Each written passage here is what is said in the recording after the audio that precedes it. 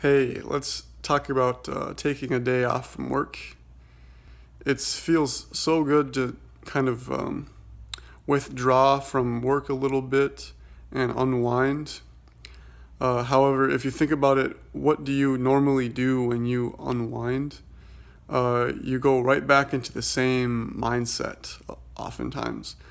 This is what happens to most people.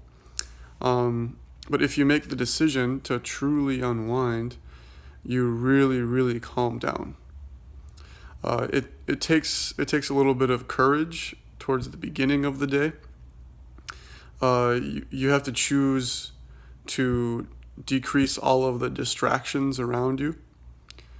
That means you probably need to either stay home or go to a hotel room or somewhere where you can be completely by yourself for the full day. Another thing that helps, not that you must do, but it helps that you eat only one meal, maybe in the mid morning, something really easy to eat, eat really easy to digest, and don't eat too much. The goal is for your stomach and your body not to distract your mind. The whole goal is not to distract your mind for the full day. Eating one meal, maybe you'll feel a little bit hungry, but you feel so fresh.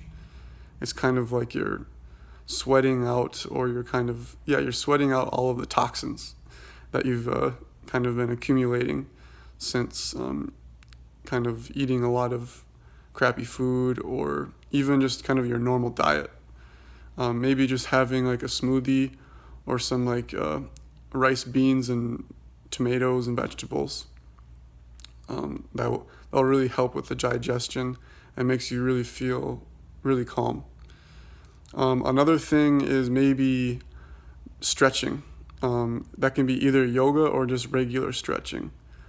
It really releases a lot of tension all over your body. So you want to stretch your upper body and especially your lower body. Probably spend 10 to 30 minutes stretching. Then you also want to just sit somewhere.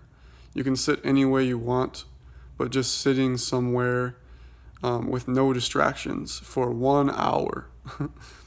Okay, so after you do your stretching and eating your meal, you want to go and sit somewhere with zero distractions. Okay, so where could that be? Well, nature is really, really beautiful, right? Nature is so beautiful, but it's actually kind of distracting because it's so beautiful. So when you're in nature, you really want to look at all the trees and listen to the birds, and breathe the fresh air. But it's kind of distracting. Really, you want to have as few distractions as possible. So probably if you're home alone, sitting in your living room could help with no distractions. Or just probably the best is sitting in your bedroom on the floor or in a simple chair, not a comfortable chair. You don't want to get too comfortable. You want to kind of sit up straight and kind of like a ballerina with good posture. And you just relax and you breathe for the first 10 minutes, and then you kind of watch your mind for the last 50, see where it goes.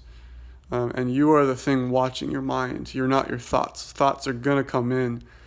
What you're doing is you're deconditioning your mind. So you have accumulated all of this kind of either good or bad feelings through your life. But those even good feelings, but bad feelings too, they accumulate, but they're not calming. They're not calming. They convince you that you should be doing something. So during this day, you just kind of ignore all of the messages that say should in your mind. So thoughts are going to come in and it says you should be doing this, or you should be doing that. But today you just watch them and you accept them. This is the complete vacation from your life. It's a vacation. It's not waking up early, getting stressed and going for a hike, and then you have all of these expectations and then maybe it downpours and then it kind of ruins your plan. No, the idea is you release all of the distractions, and you have a full day of just calming. Okay, so it's best not to listen to music, especially music that you like, music that you sing along to. It's really distracting when you have an earworm. I don't know if you know what that is, but when a song is stuck in your head, you don't want to have an earworm. So don't listen to music that you enjoy. You could maybe listen to instrumental music with no voices, maybe some soft piano music, but not the full day, maybe just for an hour or so. Really good is listening to classical Indian music, which is from the sitar, sitar, the sitar. There's a guy named Ravi Shankar who plays the sitar, and it's super calming. It's very, very calming.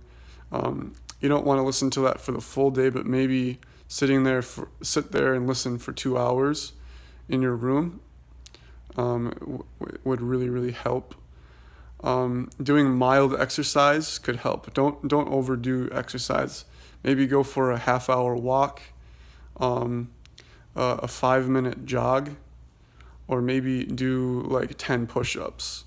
But don't do anything more than that. Maybe 20 sit-ups, just to get your body in the zone. Really, the goal is that your body does not distract your mind, because then your mind will calm down and slow down.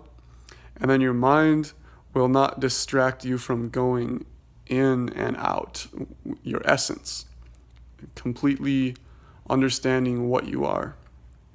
That's going to be the final goal of the day, is you go in to your experience. So you're experiencing life, but who is the experiencer, or what is the experiencer?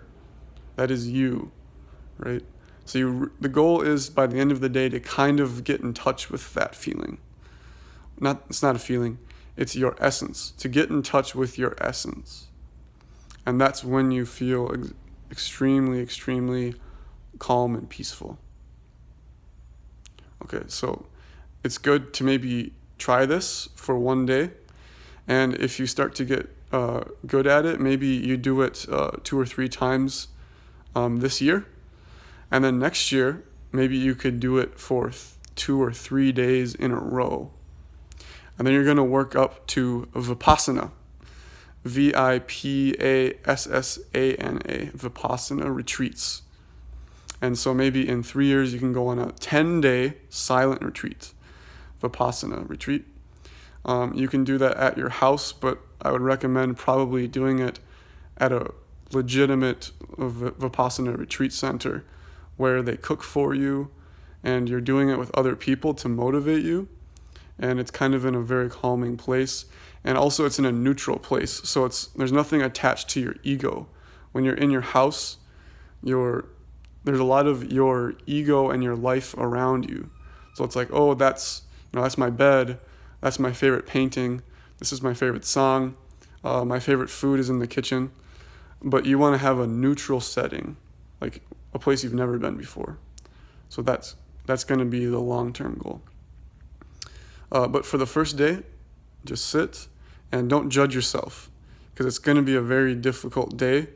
But maybe 4 hours in, you kind of start to settle down, and you're like, wow, this is really who I am. Why don't I do this more often? Okay, have a good day.